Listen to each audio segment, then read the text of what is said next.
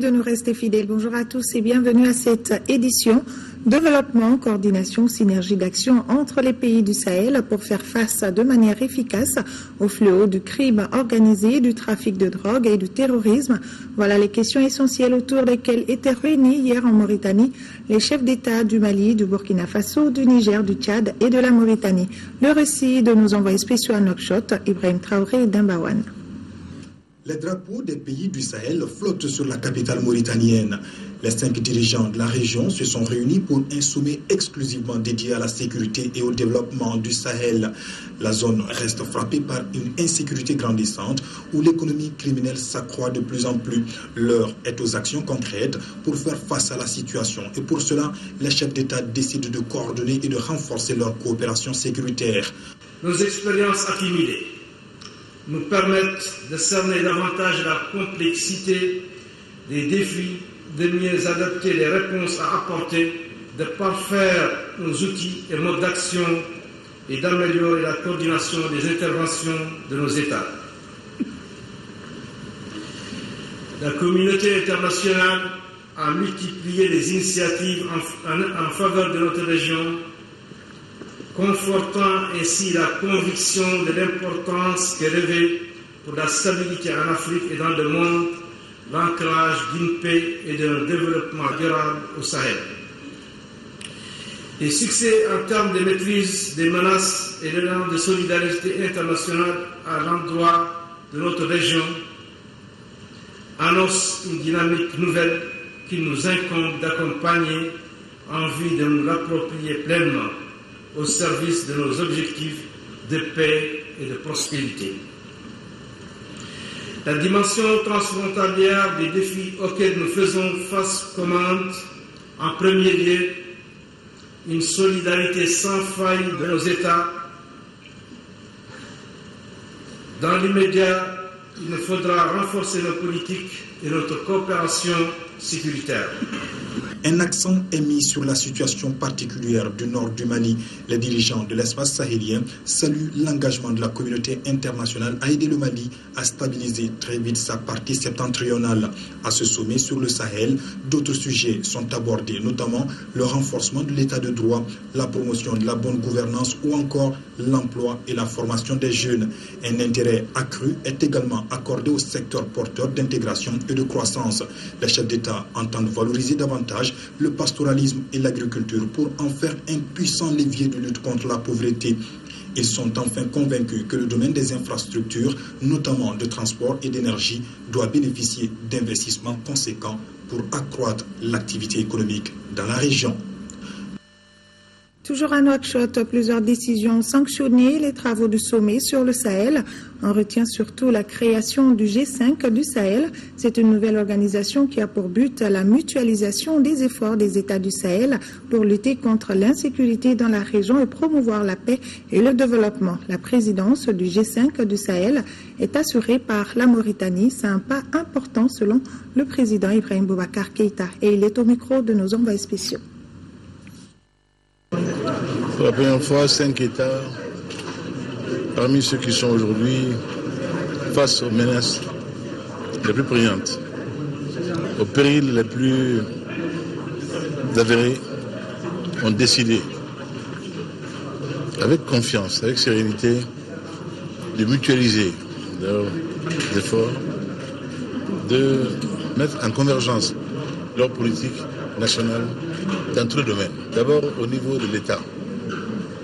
Bâtir dans nos pays des États démocratiques forts, ancrés dans le droit, des États de droit véritables, dignes de ce nom, pas factices.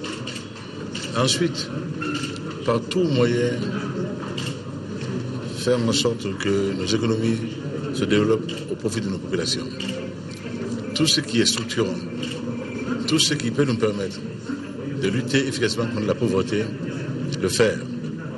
Car nous avons compris une chose, c'est que nos faiblesses sont souvent dues, et pas toujours dues d'ailleurs, à la faiblesse de l'État, à la faiblesse également de la lutte contre la pauvreté, et ce sont sur les poches de pauvreté que le terrorisme en général se développe, le terror est fertile. Donc lutter efficacement contre le terrorisme, via le développement de nos pays, intégrer nos économies, faire en sorte que chaque jour davantage nos peuples se sentent frères, soudés et solidaires. Et qu'au niveau de nos chefs d'État, il y ait dorénavant une culture de grande confiance entre nous. Que la confiance imprègne nos relations et que ce soit ensemble dans tout le domaine, nous parlions d'une voix.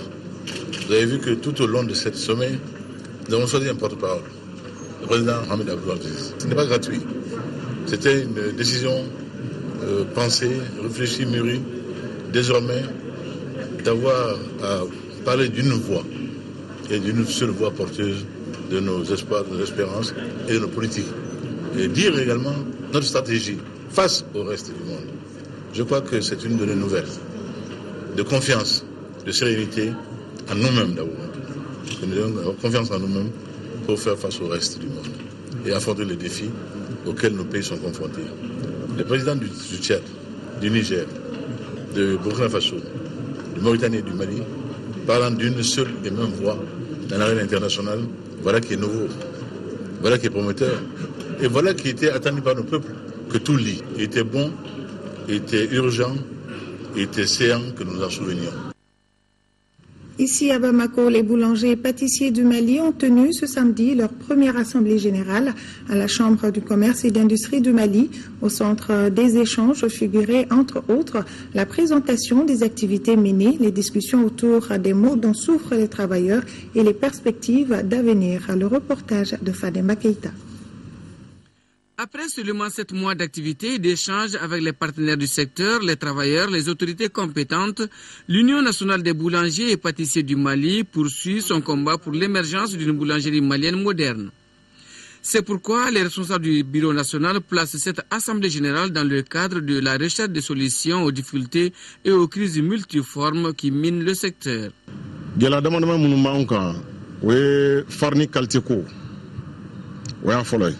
Nous tenons surtout à l'amélioration sensible de la qualité de la farine pour le bien-être des consommateurs, à la baisse des prix des matières premières et aux conditions de travail des boulangers et pâtissiers du Mali.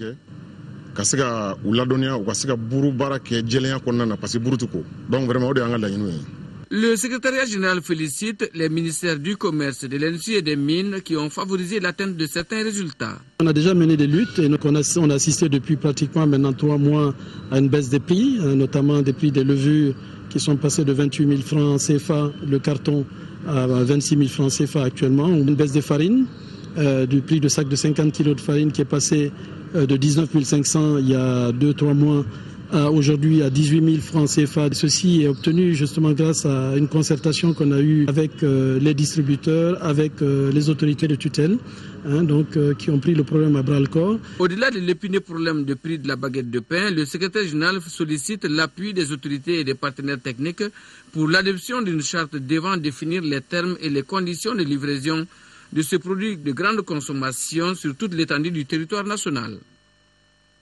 Actualité régionale à présent, la salle de spectacle de Dioïla a abrité ce week-end le lancement de la semaine des élèves et étudiants ressortissants du cercle.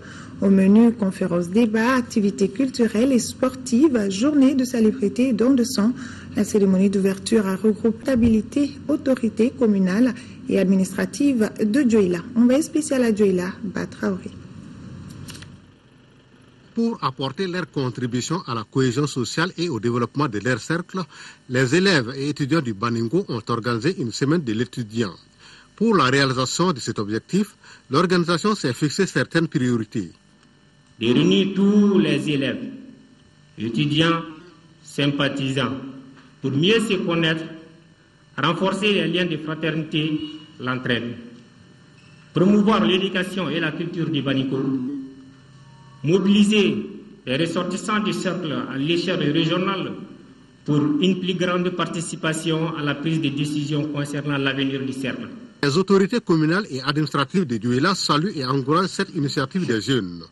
Chaque génération a un devoir et chaque génération doit remplir son devoir comme il le sied. Le fait que les élèves et étudiants ressortissants du cercle de Dioïla aient pensé organiser cette semaine pour partager la réflexion autour des thématiques consacrées au développement du cercle nous emplit d'espoir. Quant au parrain de la cérémonie, il a exhorté les jeunes à plus de persévérance dans la lutte pour le développement du cercle de Dioula. Je crois devoir vous prodiguer quelques conseils, c'est vous encourager dans l'union, car dit-on, l'union fait la force. Ensuite, je vous invite à persévérer dans le travail. En organisant cette semaine des étudiants du cercle de Dioula, vous avez manifesté votre attachement profond au Bercail, toute chose que nous apprécions à sa juste valeur. Cette cérémonie de lancement a été l'occasion pour les jeunes de décerner des attestations de reconnaissance à certains acteurs du cercle. Des acteurs qui se sont illustrés à travers la promotion de la culture et de l'éducation des jeunes du Baninko. Rappelons que les activités de cette 3e édition des jeunes de Dioula se poursuivront jusqu'au 22 février. 12 villages sur 29 de la commune rurale de Dinandougou, dans la région de Koulikoro, ont décidé d'abandonner la pratique de l'excision, et cela grâce à l'Association pour la promotion des droits et du bien-être de la famille APCF. L'objectif est de réduire cette pratique au Mali. Aldumatina. Kenenkou, une localité située à environ 165 km de Bamako, est une communauté qui pratiquait sérieusement les mutilations génitales féminines. C'est grâce aux nombreuses sensibilisations de l'Association pour la promotion des droits et du bien-être de la famille que 12 villages de la commune rurale de Dinandougou viennent d'apposer leur signature au bas d'une convention interdisant la pratique de l'excision dans la localité. La lutte contre l'excision appelle un processus multi-acteurs, une liaison entre différents niveaux de décision, mais exige aussi la réceptivité aux messages véhiculés tout au long du processus de sensibilisation, d'information et de communication. Abandonner l'excision, ce n'est pas la fin d'un processus, mais c'est le début plutôt. Parce que abandonner c'est bon, mais affermir sa décision c'est une autre chose aussi. Que nous puissions nous donner la main afin que nos efforts ne soient pas vains. L'adhésion de ces 12 villages à lutter contre l'excision rallonge la liste à 812 villages qui ont déclaré sans contrainte d'abandonner la pratique des mutilations génitales féminines au Mali. Les perspectives, c'est de renforcer la sensibilisation, c'est-à-dire l'information en faveur du changement de comportement pour l'abandon total de la pratique de l'excision. Il y a également la prise en charge des victimes des complications de l'excision, parce qu'une chose c'est de sensibiliser pour qu'on ne pratique pas, mais une autre chose c'est de prendre en charge les victimes des complications qui souffrent dans leur corps et dans leur âme. Un autre défi c'est de continuer le plaidoyer à l'endroit des décideurs. Les élus nationaux, communaux ainsi que les chefs coutumiers ont tous réaffirmé leur engagement à soutenir l'APCF dans sa mission de protection des droits des jeunes filles à Dinandougou.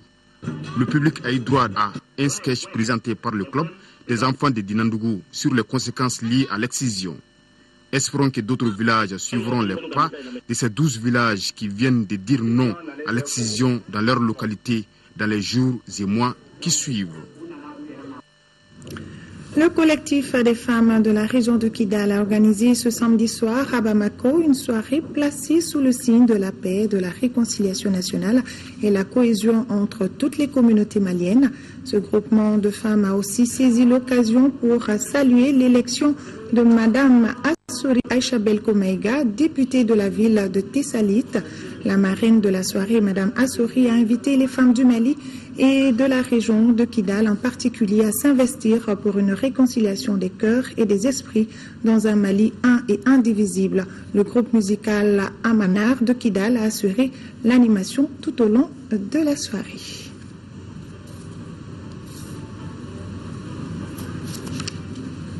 La page culturelle de cette édition s'intéresse au Koroduga, aux bouffons. Ils sont sur la liste du patrimoine immatériel de l'UNESCO, nécessitant une sauvegarde urgente. Le Koroduga est un comédien, il est thérapeute, il est aussi et surtout pacificateur dans la société traditionnelle malienne. Apparemment, tout est à l'envers chez lui, manière de se manger, façon de s'habiller, de parler, de danser. Mais derrière toute cette bouffonnerie, il y a certainement un message. Cheikh Oumar Sangaré, qui a rencontré quelques-uns lors du festival sur le Niger à Ségou, nous en dit plus.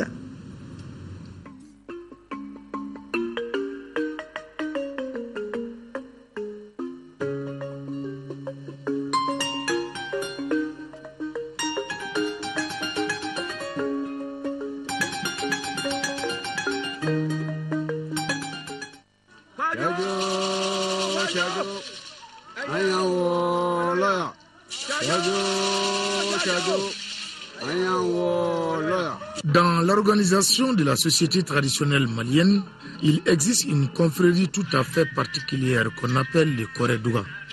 Le Koredouga ou les bouffons par philosophie traduit la bizarrerie du monde des humains. En décomposant le mot Koredouga, on a le Koré qui est une divinité du monde bambara.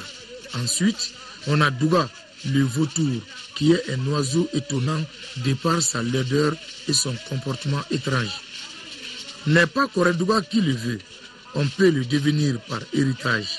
Aussi, on peut jurer sur le Koredouga pour qu'un vœu soit exaucé. Par exemple, avoir un enfant. Dans ce cas, cet enfant est confié à la confrérie. On ne devient pas Koredouga par hasard. Tous ceux qui sont là sont des descendants de Koredouga, des enfants confiés au Koredouga ou ceux pris par les Koredouga. Si on vient danser dans une famille et qu'un enfant naisse ce jour dans la même famille, nous le prenons et il sera à nous. L'enfant en question aura son nom de la confrérie comme Tchete Malo, Nyama Nyama, Malukini, Tobogo ou Bashi. Il sera initié au Koré à l'âge de 7 ans.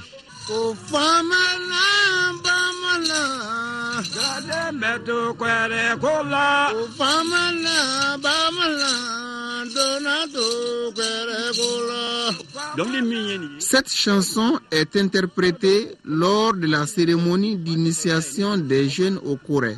L'initiation se fait en pleine brousse, à l'absence des pères et des mères. Elle est interdite aux femmes et même à certains hommes. La procédure d'initiation est dure. Le refrain du chant est « Le père n'est pas venu, la mère non plus. Un enfant va y rester. » Le Koredouga est celui qui a choisi les rires, l'humour, la médiation, la médecine et les services publics gratuits comme train de vie. Son rôle est essentiel dans la société. Nous, les Koredouga, sommes des médiateurs. Que ce soit entre individus ou entre communautés, les Koredouga ne prennent jamais part à un conflit. Ils jouent plutôt à l'apaisement. Cela fait partie de nos missions. Le Koredouga est un artiste au complet qui vit dans la simplicité totale. Son comportement vestimentaire est à l'image de sa personnalité. Nous l'avons hérité de nos ancêtres et souhaitons que nos progénitures emboîtent nos pas. Le Koredouga ne disparaîtra pas. Cette préoccupation est partagée sur le plan national et international. C'est ainsi que les Koredouga ont été classés au patrimoine immatériel national et sur la liste des patrimoines immatériels nécessitant une sauvegarde urgente de l'UNESCO. Cela traduit l'attachement du pays à cette tradition vivante. Actuellement, un photographe expose sur ce sujet à la galerie Koré de Ségou. Le but, c'est de pouvoir montrer ce travail ici au Mali d'abord pour sensibiliser l'opinion nationale sur le rôle des Koredouga, parce que si on ne fait rien, un jour on ne parlera plus des Koredouga. L'égarement de comportement ou ôter la vie à un vautour sont entre autres interdits des membres de la confrérie. La devise du Koredouga est « Entre Nyenafi et Nyenadje, il y a Toulouni Yele ». Autrement dit, entre la nostalgie et les loisirs, il y a l'amusement et le sourire. Pour terminer, voici pour vous des bénédictions du Koredouga. ala ma nye ma tadu ma kana andadu ala kange almai ko fe maye ala kana nga nye fe maye amanya ngomo me wa ko ndala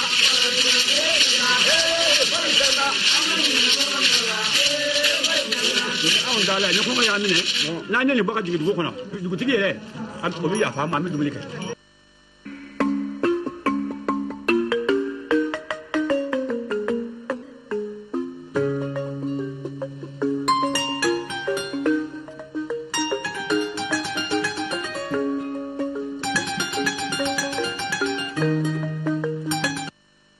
Impressionnant, le Mali riche en culture. Sport, football à présent, le Stade malien de Bamako a détenu sa qualification hier pour les 16e de finale de la Ligue africaine des champions en battant le Sporting Club de Praia de Sao Tomé 5-0.